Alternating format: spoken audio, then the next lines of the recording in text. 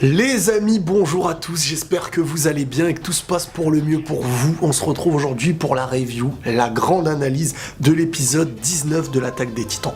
Avant de rentrer dans celle-ci, avant de parler de l'épisode, je viens rappeler directement à toutes les personnes qui regardent cette vidéo d'aller tout de suite voir ce qu'il y avait après le générique de fin. Parce que je sens tout de suite qu'il y aura dans les commentaires des gens qui vont me dire « Ah mais t'as bien fait de nous le dire, on n'avait pas vu la fin, c'est incroyable, bizarre, truc, je sais pas quoi. » Donc tout de suite, si tu n'as pas vu ce qu'il y avait après le générique de fin, tu vas le voir. Voilà, alors, on est aujourd'hui dans l'épisode, à mes yeux, qui te fait passer de l'attaque des Titans et ce que tu as connu jusqu'à maintenant. Un mystère, c'est-à-dire la menace Titan. Tu te dis, bon, notre objectif, nous sommes les derniers survivants, on va combattre les Titans, essayer de survivre et sauver l'humanité. Sauf que là, après cet épisode, tu passes tout de suite à autre chose. J'ai envie de vous dire, l'attaque des Titans que vous avez vue va grandir et devenir quelque chose de totalement nouveau. Pour le grand bonheur de certains, et pour d'autres qui seront d'une certaine nostalgie, et c'est un petit peu comme ça dans la vie aussi. Alors encore une fois, cette vidéo risque d'être très longue, donc on va pas perdre de temps. Il y a beaucoup de choses à analyser. On a passé beaucoup de moments cette saison avec de l'action, et là on est beaucoup sur l'après quelque chose, l'après-guerre. Vous savez, ce moment-là, il m'évoque quelque chose, mais je vais y revenir dans la vidéo. C'est un truc très important, vous verrez. À toutes les personnes aussi qui se disent « Oui, mais ça a tardé, c'était un peu lent. Quand il marchait pour aller jusqu'à la cave, ça traînait. Beaucoup de flashbacks, ceci, cela. » C'est grâce à ça que l'attaque des Titans est l'attaque des Titans. Parce qu'on ne bâcle pas. On passe pas d'un point A à un point C, on passe du point A au point B. Et le point B, c'est ce qui mène au point C, de manière propre, de manière nostalgique, de manière à te faire comprendre ce qui vient d'être vécu. Parce que dans la vie, c'est comme ça. Après ce qu'ils viennent de vivre, tu es dans l'obligation la plus totale de te remettre de tes émotions. Tu es dans le lieu où tu as grandi. Donc tu revois certaines choses autour de toi aussi. Tu peux pas venir te dire « Non, mais moi je veux que ce soit direct ». Non, on transmet quelque chose. Et ce qu'on te transmet fait partie intégralement de l'attaque des Titans. Tu peux pas cracher dessus comme ça. Tu dois le vivre, tu dois accepter ces moments de calme, parce qu'ils représentent énormément de choses dans cette œuvre. L'épisode commence avec la scène où Bertholdt s'était transformé en titan colossal, et d'un coup tu vois Armin qui se réveille. Waouh! Mais est-ce que comme Eren, ou ce qu'on avait enseigné avant là, est-ce que Armin va revivre ce qu'a pu vivre Bertholdt? Et ce serait un excellent moyen de connaître beaucoup de choses sur l'histoire. Sauf que ça se fait pas instinctivement. Rappelez-vous, lorsqu'Eren s'est rappelé les souvenirs de son père, c'est pas venu comme ça. Mais moi je me suis dit, oulala, ça, s'ils le font, il va falloir exploiter ce truc-là. Il va falloir exploiter Armin. Parce qu'il risque d'avoir des infos qu'avait Bertholdt.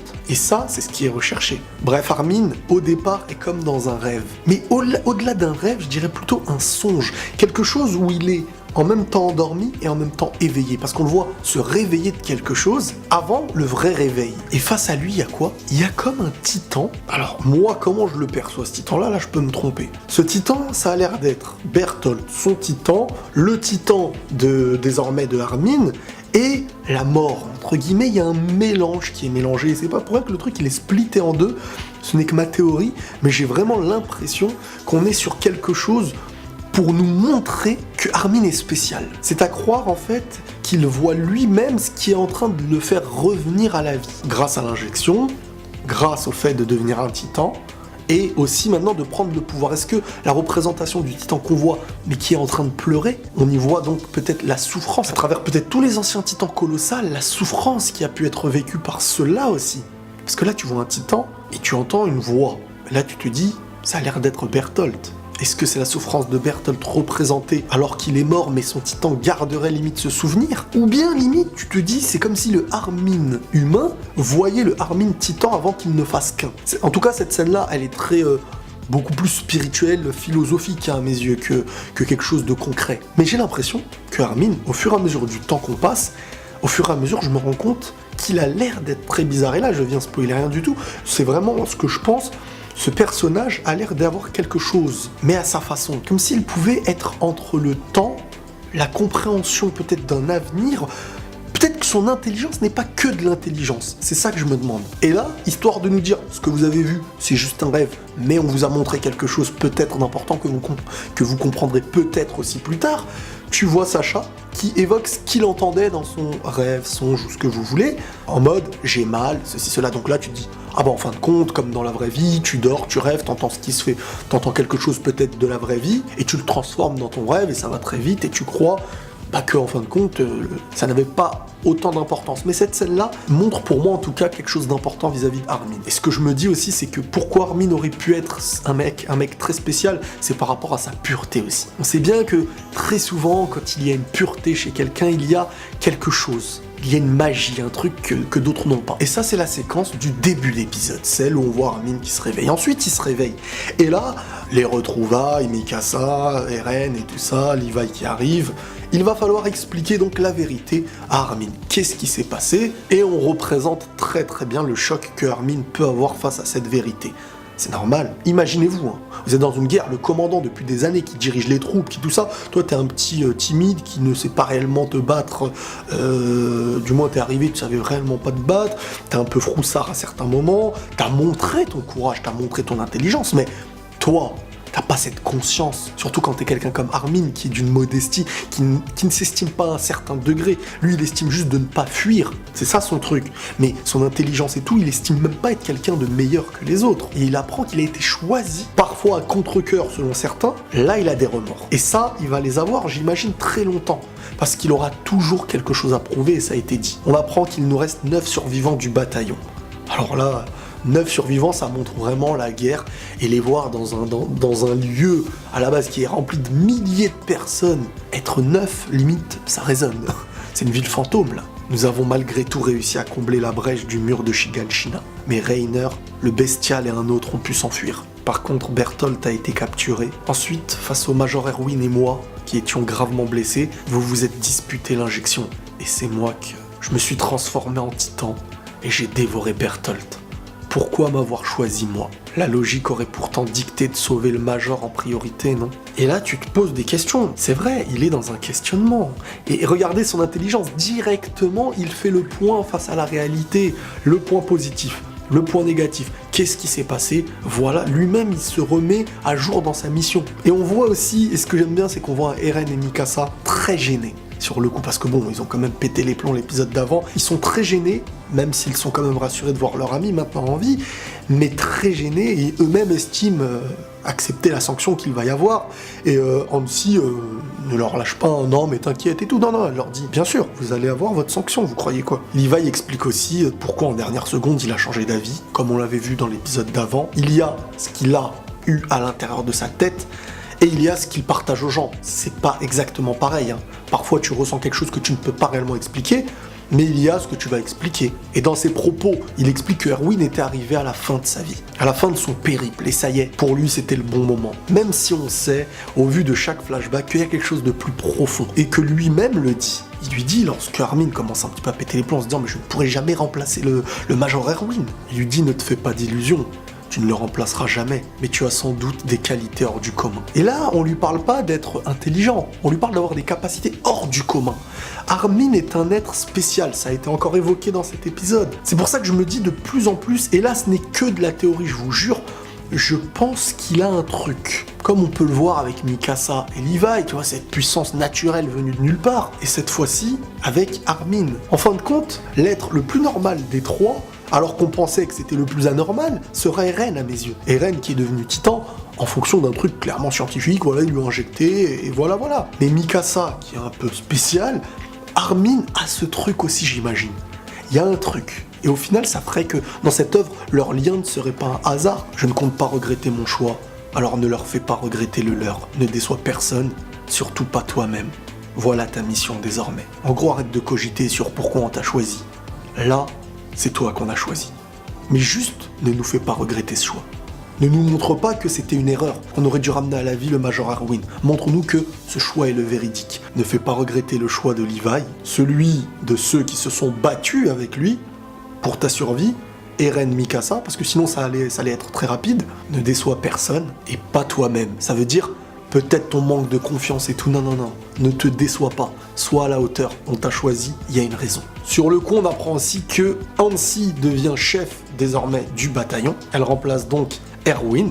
Je pense que c'est aussi la mieux placée aussi. Et elle dit sur le coup à Armin, notre situation est assez proche. Il va falloir donner le meilleur de nous-mêmes. Parce que c'est vrai, elle est quand même dans un statut où elle remplace Erwin. On est quand même dans un moment où tu remplaces un héros de guerre, là. Aimé de tous, presque. Et c'est un peu la même chose avec Armin, qui cette fois a des choses à prouver. Doit prouver que sa survie a servi réellement. Fin de la séquence où Armin apprend la vérité, se remet en question, et voilà. Direction la cave. Donc là, ils sont en haut du mur. Et si je vous donne les détails, c'est parce que je veux rebondir sur un truc. Ils sont en haut du mur, on voit leurs pieds, et là ils sautent au-dessus du mur pour se diriger, en gros, à Shiganshina dans la ville, pour chercher la maison d'Eren, et se diriger vers la cave à l'aide de la clé du père de Eren, Grisha. Et ce moment-là, quand ils sautent, ça m'évoque un truc, et vous pourrez le voir vous-même, c'est le générique saison 3 partie 1, celui même qui était Red Swan, celui qui était posé, que des gens ont dit il est bizarre. Regardez bien, ça a l'air d'évoquer clairement le truc. Je me demande même s'il n'a pas été tourné après cette scène. Parce que qu'est-ce qu'on voit, en dehors de certains personnages rajoutés et tout? Tu vois la ville détruite, tu les vois en train de sauter dans le vide pour arriver vers quelque part, et en train de se retrouver Eren, Mikasa et Armin. Et quand je vous disais que dans Red Swan, il n'y avait rien de joyeux, et qu'au contraire c'était beaucoup plus de la nostalgie d'une après-guerre, là on y est. C'est clairement ça. Là, le générique aurait dû être celui-ci maintenant. Si on pouvait choisir à n'importe quel moment mettre les génériques, là, le générique d'avant, là, pas celui-ci, celui d'avant, devrait être maintenant. Il aurait énormément de sens si on change certaines images, quand on voit Levi petit, Erwin petit, Kenny, etc. Tu mets à la place des petits détails comme la cave et tout, je vous promets, ça concorde. Parce que qu'est-ce qui se passe à ce moment-là? Il y a un grand silence, une petite musique, et ils sont en train d'avancer avec la nostalgie de chaque plus petit détail qu'ils rencontrent parce que c'est le lieu dans lequel ils ont grandi. Juste avant ce silence, on entend aussi un flashback avec les paroles de Erwin qui disait à Eren « Tes intentions sont la clé qui peut sauver l'humanité du désespoir. » Et après, il parlait à tout le monde. C'est à Shiganshina, dans le sous-sol de sa maison, que repose la réponse à l'énigme des titans. Si nous arrivons à l'atteindre, nous pourrions trouver un indice pour mettre un terme à un siècle de domination des titans. Et là, une très très belle scène historique. Parce qu'ils n'ont pas eu le temps, en fait, de vivre le moment où ils ont marché, là. C'était la guerre, là, il n'y avait pas le temps. Stratégiquement et tout, dans ta tête, t'étais ailleurs. Là, tu marches où tu as marché il y a quelques années, là où tout a commencé. Le silence pendant plusieurs minutes avec une belle musique. Et ce moment-là est intense de calme et de nostalgie. Eren et Mikasa, de retour dans les rues de leur enfance, remplis de souvenirs. Le moindre passant n'est même pas oublié. Les marchands, leur maman, le souvenir de sa mère qui rentrait à la maison après avoir fait quelques courses. Un vent glacial. On voit une fleur qui pousse aussi sur le béton, ce qui nous montre de manière symbolique, on va dire, une certaine renaissance. C'est pas la première fois que l'attaque des Titans nous montre ce petit espoir, le début d'un renouveau. On est quand même face à une ville fantôme qui rappelle l'époque où c'était la paix. Clairement le symbole du premier générique de la saison 3, encore une fois. On pourrait parler 30 minutes uniquement de cette séquence et chaque ruelle qui fait le parallèle avec le passé. Les souvenirs et les effets où on voit un Eren adulte d'aujourd'hui avec un Eren enfant qui traversait les mêmes rues, pareil pour Mikasa, leurs liens, les souvenirs aussi quand les Titans venaient d'arriver, qu'Eren essaie de retrouver sa mère en danger. Et là, ils se retrouvent devant leur maison, là où tant d'années se sont écoulées. Mais maintenant, il va falloir continuer. Par terre, il y a une chaussure. Alors, je sais pas s'il y a un lien avec la mère de Eren quand elle a été attrapée par le Titan. Je me dis, est-ce que c'était une chaussure à elle qui était tombée sur le cou quand elle était bloquée sous le rocher et je sais pas, parce que je pense qu'on aurait fait directement le lien, ou peut-être qu'on nous le montre pour que nous on fasse le lien. On entend aussi avec la voix du père de Eren, quand tu auras compris ce qui compte le plus au monde. Et là, on est face à la cave, ils sont prêts à descendre. J'aime beaucoup le lien que Mikasa a envers Eren sur le coup, où vraiment elle lui montre son soutien. Elle lui dit voilà, cette épreuve on l'a vécue ensemble. On a grandi ensemble ici. Et tu sens vraiment le fait qu'ils s'est grandi ensemble tous les deux. Il y a beaucoup d'émotions qui se partagent sur le coup. Elle le soutient dans cette découverte. Dans leur découverte. C'était leur cave à eux. Et là, on commence à rentrer dans un truc, dans un moment de calme, de suspense. Chaque petite mini déception te fait sursauter, te dire non, on veut rentrer. Et là, on voit que la clé que Eren avait n'ouvre pas le petit cadenas de la porte. Et tu vois Eren qui commence à flipper, il se dit, avec une vue sur ses yeux vraiment pour montrer la tension et la pression du moment. La peur. Mais Levi, toujours fidèle à lui-même, qui vient et qui met un gros chassé à la porte et en disant écoute, heureusement que la clé ne servait pas qu'à ça, parce que ça, on n'a pas besoin d'attendre une clé. Et là, on est dans une cave avec rien de plus banal. Une vraie petite cave d'un d'un certain scientifique, d'un docteur, avec des bocaux et des choses assez liées à une certaine médecine. Donc là, on se dit, on va trouver peut-être des injections pour les titans, on va trouver tout ça. Non. Des bouquins, certains livres de science, par-ci par-là, des tubes à essai ou j'en sais rien. Hansi, sur le coup, elle m'énerve un peu, là. Vous vous êtes battu pour arriver jusqu'à là, et elle te lâche des... Oh bah écoute, limite, cette cave nous dit rentrez chez vous, bah y a rien. Et Levi fait une réflexion très très intelligente, il explique que pour cacher quelque chose à la division centrale, vaut mieux bien le camoufler. Parce qu'il suffit qu'il y ait une perquise à la maison, si t'as un secret qui est très très chaud, on t'embarque, on te tue, ton secret à la poubelle. Donc plus la chose est cachée, plus elle est importante. Et surtout, Levi, ce que j'aime bien sur le coup, c'est qu'il n'oublie pas Erwin. Il est là en sachant qu'il doit accomplir ce que Erwin voulait, le rêve de sa vie. Découvrir ce qu'il y avait sur la cave et avoir la vérité sur cette question qu'il posait à son père. Donc lui-même, il le dit, le flair d'Erwin ne le tromperait jamais. On a Mikasa aussi, de son côté, qui cherche et qui fait tomber un genre de verre en bois. Ça lui évoque un beau petit souvenir aussi lorsque son père allait travailler la nuit à la cave et c'est elle qui lui avait apporté ce verre. On voit à la limite qu'elle rougit un tout petit peu et tout, c'était super beau. Un beau moment de nostalgie sur le coup vraiment, et d'amour qu'elle pouvait avoir face à ce père qui l'a un petit peu adopté. Et c'est grâce à ça, lorsqu'elle se baisse pour prendre le verre, qu'elle voit un trou de serrure. Le moment de pression qu'elle a, quand elle voit le trou de la serrure, tu vois ses yeux, elle appelle Eren, tu te dis oula. Et là donc, ils ouvrent le truc. Ils ont ouvert, c'était un tiroir, avec un double fond. Encore une fois, on nous met une addition de suspense et de fausse joie. On se dit, ça va être là? Non. Ça va être là? Non. Tu vois, vraiment, histoire de vraiment te montrer le truc, il est bien fait. Les réactions d'Eren, sur le coup, elles sont énormes. À chaque fois qu'il va ouvrir quelque chose, c'est comme si toi, tu étais dans l'attente de quelque chose de toute ta vie. T'as ça dans tes mains, tu l'ouvres, il n'y a rien. T'as un choc, tu le sens. Et ben, ce choc-là, on le sent avec Eren. Et en dessous du premier fond, on voit 3 bouquins. 3 gros bloc-notes. Et là, les amis, je veux que ce moment soit historique. Parce que là, on bascule vers quelque chose de nouveau dans l'attaque des Titans. Retenez bien cette minute dans cette vidéo, on bascule totalement vers quelque chose de nouveau. C'est presque une révolution dans l'histoire. Avant de rentrer dans les détails de ça, on va aller dans l'ordre de ce que l'épisode nous a montré parce qu'il y a toujours un sens à un certain ordre. Donc on nous explique que les livres étaient protégés par des torchons avec de la menthe poivrée, du charbon de bois pour éviter l'humidité, pour éviter aussi des insectes qui risquent d'abîmer, de manger, etc. le papier. Qu'est-ce qu'il y a dedans que mon père voulait me montrer ? Mikasa pose sa main, au moment où Eren va pour ouvrir, Mikasa pose sa main avec lui, c'est le symbole d'ouvrir ensemble. C'était notre maison, c'était notre père. Et ensemble, on va ouvrir ce livre. Pour montrer l'importance du moment, Mikasa veut vivre ce moment avec Eren. C'est un beau symbole. Et là, pile au moment où ils ouvrent le truc, il y a une coupure de cette scène. Alors ça nous a frustrés. Tout le monde, c'est sûr. On voit le côté de ceux qui sont vivants actuellement à l'intérieur des murs, un collègue de Erwin, j'ai oublié son nom, je suis désolé, qui évoque ce que Erwin lui disait donc dans le passé. Ceux qui attendaient en fait que le bataillon arrive, en disant voici la question qu'Erwin avait posée en classe. Comment a-t-on fait pour vérifier qu'aucun humain ne vivait hors des murs ? Selon lui, puisque personne ne peut se déplacer bien loin des murs, il est impossible d'affirmer avec certitude que l'humanité a été décimée par les titans. Et pourtant, c'est ce que font tous les manuels d'histoire en principe.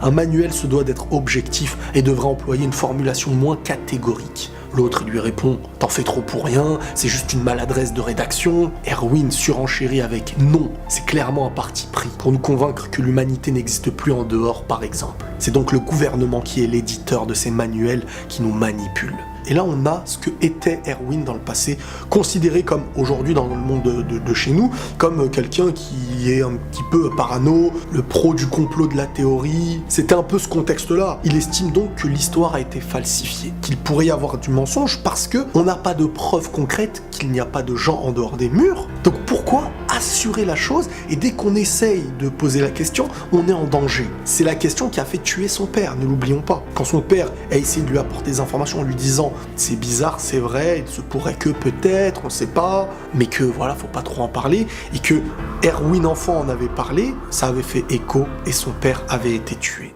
On voit du côté de l'intérieur des murs, le bataillon est rentré. C'est-à-dire que là, les amis, on est directement dans le futur après qu'ils aient lu, après qu'ils aient vu ce qu'il y avait dans les livres. Ça y est, je sais plus si on les voit après de face ou pas, mais même si on les voit de face, c'est pas un problème. Mais si on les a vus que de dos, ça voudrait dire qu'on ne veut même pas nous montrer l'expression qu'il y a pu avoir après avoir appris la vérité. Et si on les voit avec le visage, alors il faut bien regarder l'expression qu'on veut nous montrer parce que maintenant, ils sont au courant de la vérité.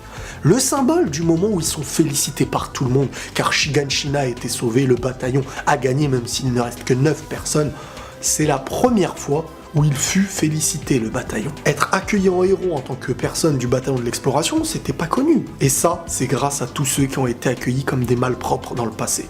Le sacrifice de chacun fait que les survivants sont applaudis parce qu'ils ont réussi la mission pour la première fois. C'est le symbole du moment. La vérité et la mission réussie. Mais bien entendu, on revient dans le passé pour nous montrer l'ouverture du premier bouquin dans la cave du père de Eren.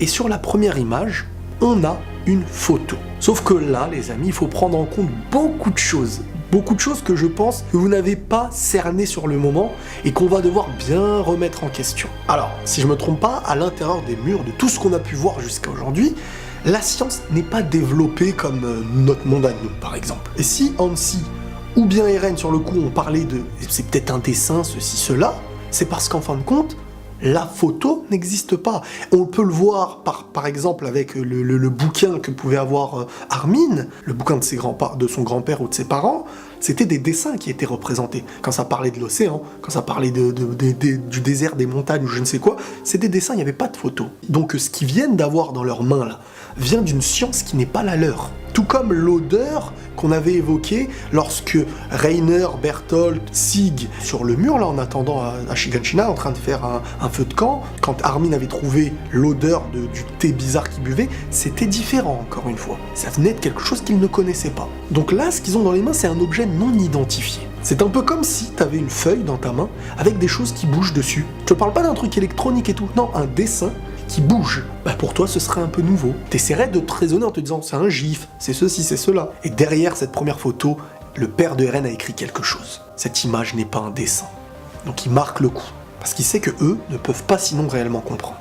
C'est le fruit d'un procédé qui saisit un sujet en captant la lumière, en la fixant sur un papier spécifique, procédé qu'on appelle photographie.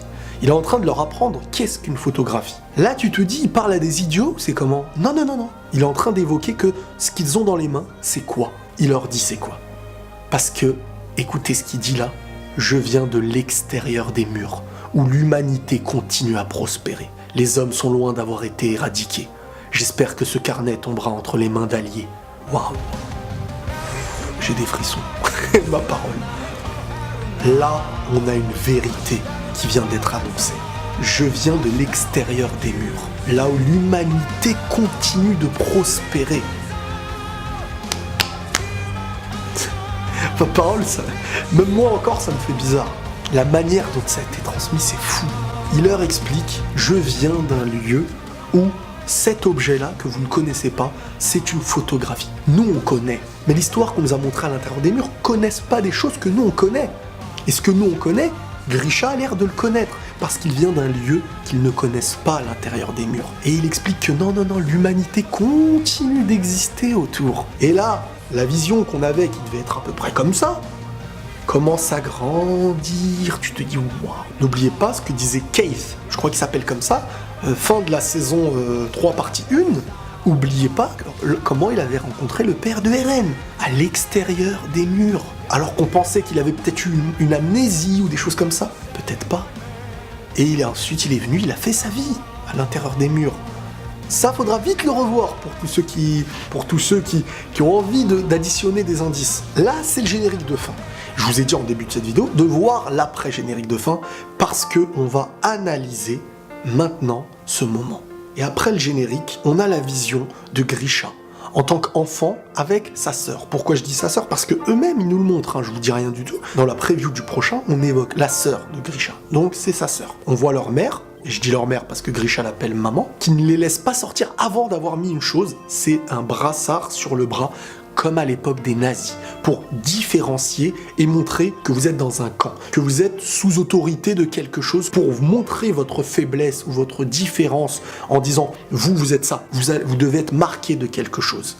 et le brassard montre quelque chose. Ce qui nous fait aussi croire que ça a l'air d'être un camp, c'est ce genre de petites enceintes, les enceintes dans lesquelles ils sont, et aussi quand Grisha court avec sa sœur sur le cou et qui tamponne un monsieur, le monsieur qui lui aussi avait le même brassard, prononce le prénom de Grisha, donc ils ont l'air de se connaître, comme s'ils venaient d'un truc fermé, quelque chose où ils vivaient à peu près comme à l'époque de la guerre des nazis avec les juifs et tout ça. Leur mère donc leur dit, vous pouvez sortir et tout, mais Grisha, ne quittez pas l'enceinte.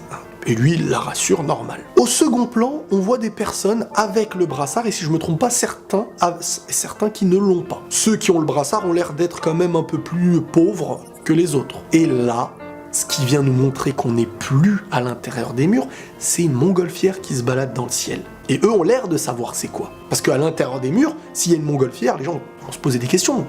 Ils vont se dire, mais c'est pas normal. C'est quoi ce truc-là? On peut se balader au-dessus des murs alors? Et c'était complètement l'inverse qu'on avait envie de faire croire. Donc on est dans le monde extérieur à ce moment-là. C'est une certitude, même au niveau de la science. Regardez, on voit des haut-parleurs posés à côté d'un mur, des bâtiments qui ont l'air d'être plus récents, la science a l'air d'être développée d'une autre manière. On est dans un monde plus moderne. Et là, en courant vers la montgolfière, comme je vous ai dit, Grisha s'est cogné sur un monsieur avec un brassard, qui avait l'air de connaître son prénom, jusqu'à une certaine limite. Et sa sœur se dit, et écoutez bien les propos, sa sœur elle dit « Quand je serai riche, j'en conduirai un ». Et Grisha il lui répond « Ne dis pas de bêtises, tu sais qu'on n'aura jamais les moyens ». Et ça peut vouloir dire beaucoup de choses encore une fois. Ça peut montrer que on est ce que nous sommes, c'est dans notre sang. Et on va être rabaissé, on n'aura jamais un autre statut, parce que nous sommes ces personnes-là. Le brassard le montre, le fait qu'ils ont l'air d'être bloqués, ça le montre aussi, et de ne pas devoir sortir. Leur mère a l'air d'être au courant, Grisha aussi, et donc là on voit le petit mur avec la grille, des haut-parleurs, ça ressemble vraiment à un camp. Et à la fin, Grisha veut à tout prix emmener sa sœur voir la montgolfière. Il lui dit lui-même, la piste d'atterrissage est à côté, mon prof me l'a dit, et tout ça, avec une belle musique acoustique de l'attaque des Titans comme on l'avait jamais entendu, qui vient marquer le coup avec une nouveauté et un nouveau monde, parce que cette musique de l'attaque des Titans, elle montre quelque chose de nouveau comme on l'avait jamais entendu. C'est pas une nouvelle musique, c'est un nouveau tempo. Au niveau des gardes qui sont vers la grille, on voit qu'ils tiennent un papier comme si ceux qui voulaient en sortir devaient leur montrer un passeport, un papier, parce que vous n'avez pas tous les droits. Et les derniers mots de l'épisode sont avec la voix de Grisha, mais adulte, qui explique ce qui est écrit dans le livre en disant « Ce jour où dans mon enfance, pour la première fois, je me suis heurté à la réalité de ce monde. » Et en fait, c'est quand il était petit, comme on l'a vu, il a pris sa sœur et il a dépassé l'enceinte qui était interdite, qui était interdit de dépasser, parce qu'en fait il avait envie de faire plaisir à sa sœur, il la voyait rêver avec cette montgolfière, donc il voulait l'emmener voir la montgolfière atterrir. Fin de l'épisode, l'histoire continuera la semaine prochaine avec des révélations de psychopathes. Préparez-vous bien, ça va être de la psychopaterie. J'ai pas dit pâte et riz, attention à tous les gourmands, lol. Non, plus sérieusement, il va falloir être très attentif parce que là, ça va être de l'explication qui va vous donner des réponses, ne serait-ce que dès les premiers épisodes de l'attaque des Titans. Donc les amis, on est sur l'une des meilleures œuvres que j'ai jamais vues en termes d'animé, en termes d'histoire aussi. Je vous le dis tout de suite, j'ai même pas honte. J'espère que cette vidéo vous aura plu, qu'elle vous aura permis de bien comprendre chaque élément de cet épisode et de le revivre et le revisionner. Un conseil, n'hésitez pas à aller revoir partie 1, fin de saison, lorsque Keith explique l'histoire un petit peu de ce qu'il a connu du père de Eren, comment il l'a découvert, lorsqu'il est arrivé, son mariage, etc. N'hésitez pas à aller voir parce qu'il y a un lien très très important. On se retrouve les amis la semaine prochaine, prenez tous soin de vous et la paix sur vous.